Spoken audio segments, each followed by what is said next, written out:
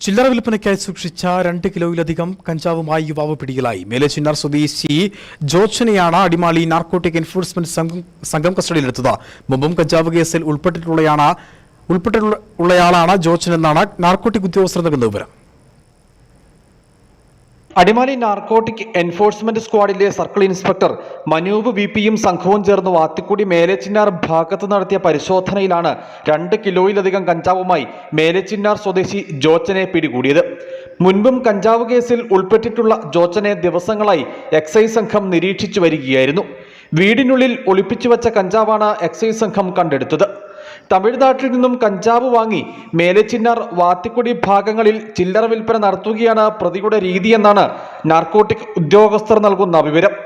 Assistant excise inspector grade Ashraf KM, Dileep NK, preventive officer Biju Mathew, civil excise ഓഫീസർമാരായ Suresh KM, Prasanth V, Abdul Latheef, Dhaneesh Pushpachandran, Yadu Vamsharaj, Subin Varghese, Bibin James, വനിതാ civil excise officer Simi Gopi, civil excise officer Nithin Johny എന്നിവരുൾപ്പെടുന്ന സംഘമാണ് പ്രതിയെ കസ്റ്റഡിയിലെടുത്തത്.